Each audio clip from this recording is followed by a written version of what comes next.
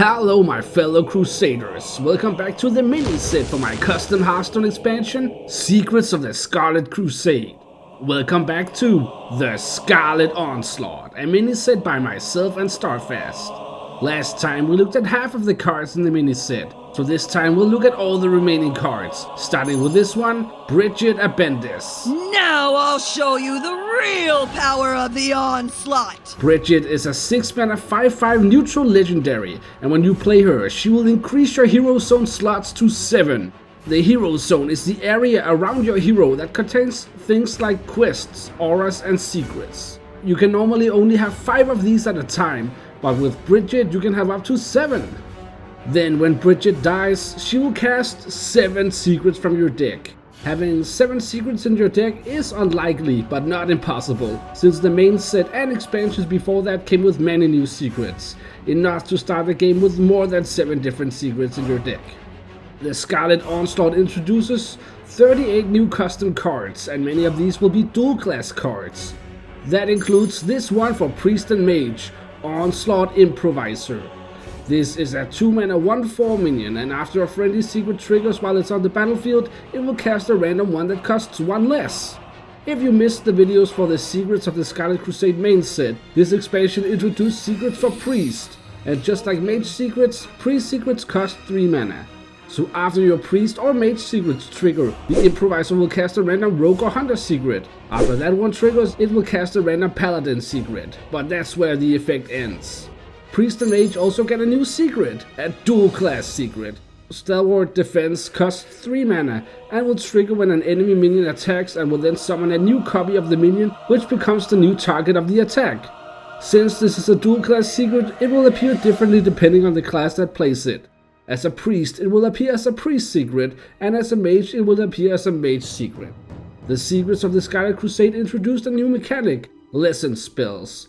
These spells would swap your hero power to one from Hearthstone's past for a couple uses. This miniset introduces 2 more lesson spells, but this time they are borrowing hero powers from the Knights of the Frozen Throne, like Shadow Reaper lessons. This 1-mana shadow spell for Priest will swap your hero power to deal 2 damage. After you play a card, refresh this for 4 uses. This was the hero power from the Shadow Reaper Anduin hero card. Uncanny! Priest also shares 2 cards with Rogue, like Clairvoyancy. This 1-mana shadow spell has tradable, and when played you will take control of a random enemy's secret. This card will trigger before any secret that activates when you cast a spell. In a meta where everyone can craft their own secrets with Mal'Ganis, I figured giving a couple classes some anti-secret abilities was only fair. Rogue and Priest also get the minion Raven Priest. This 2-mana 2/2 will add a copy of a random card in your opponent's deck to your hand, but if you trigger its combo effect, you'll also get a copy of a random card in your opponent's hand. Rogue gets the miniset's final legendary, Lynor Windstrike. Hail to the Knight! Remember those lesson spells from earlier? Well, this card benefits from those. Lynor is a 2-mana 2/3 minion, and while she's on the battlefield, your hero power will cost 0 mana. In addition to that, Lynor will also fill your hand with random lesson spells from any class, but they are temporary. So the way this card works, you can play it when you have, say, a lot of mana, and then you get a lot of new cards to change your 0-cost hero power. You could do things like summon a 6/6 Infernal for 3 mana, gain an empty mana crystal for 2 mana, gain +3 attack this turn for 1 mana, and much more. Shaman also gets a new lesson spell, Death Seal Lessons. This 1-mana shadow spell will swap your hero power to transform a friendly minion into one that costs 1 more for 4 uses. Shaman shares 2 cards with Demon Hunter, like the 2-mana Fel spell, Demonification. This spell will transform a minion into a 4/4 demon with lifesteal, but will overload for 1. Shaman and Demon Hunter also get the minion, Cathedral Guard. This 4-mana 5/4 minion will give your hero +1 attack this turn, but if you trigger its Outcast, it will also give your hero Wind Fury this turn. Shaman also shares 2 cards with Warlock, like the Electric Imp.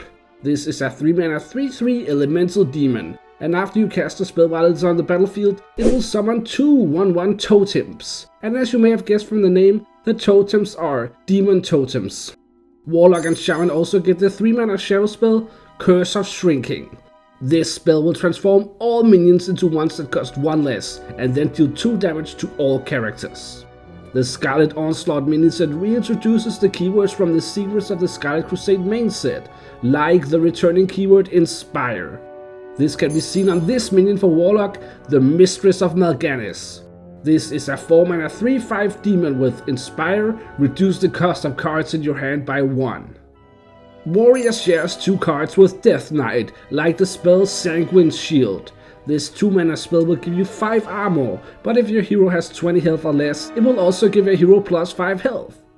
Warrior and Death Knight also get the minion Dread Lady. This is a 5-mana 5/6 demon with Rush, and when you play it, you can choose to spend 3 corpses or 3 armor to give the Dread Lady +2/+2. But Dread Lady features the custom keyword Commercial from our last expansion, Gnomeregan Film Festival. When you draw a card with Commercial on your turn, you may choose to spend 1 mana, and if you do, the card becomes upgraded or commercialized. When the Dread Lady becomes commercialized, you will gain 3 corpses and armor instead of spending them, and it will still gain +2/+2. This card is interesting because it's better for each class depending on whether you commercialize it or not. If you haven't commercialized it, it's better for Warrior, since they have easy access to both corpses and armor to spend on the bonus, while Death Knight would rely on their corpses. But when commercialized, it will be better for Death Knight, since they can make use of both the corpses and the armor, while Warrior really has no use for the corpses. Warrior gets the minion Onslaught Lookout. This is a 4-mana 4/4 minion, and after you play a minion with a type while it's on the battlefield, you will draw another minion of that type. The last 3 cards are 3 neutral minions, like the fashionably late Diva. This card was supposed to appear in the last expansion, Gnomeregan Film Festival, but a Diva always arrives late. Because of this, the Diva also features a mechanic from the expansion, Spare Props. Spare Props were 7 1-cost spells that could be generated from other cards. When you play the Diva, she will add a spare prop to your hand from her latest film production. But rumor has it that the Diva actually used 2 spare props in the production. That's right, the Diva also features the custom keyword from the Secrets of the Scarlet Crusade, Rumor. Rumor is a bonus that will trigger if a secret triggered after your last turn. When you activate the Diva's Rumor effect, you will get another spare prop. Rumor is also featured on another neutral card, Tattletale. This 3-mana 2/3 minion will cause your next Rumor effect to trigger twice when played. The final card of the mini set is the Charming Crusader. This is a 4-mana 4/5 minion, and if you're holding a secret when playing the Crusader, he will cast the secret and gain +1/+1 and taunt. This card works exceptionally well with the Mal'Ganis legendary from the last video. If you craft a 10-cost secret, you can cheat it out with the Crusader. Some people wondered why the 10-cost secrets were often worse for their cost than the cheaper options. Well, the Charming Crusader is why.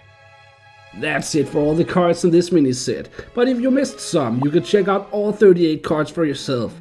If you go to the description, you'll find a link that takes you to an overview of the entire mini set.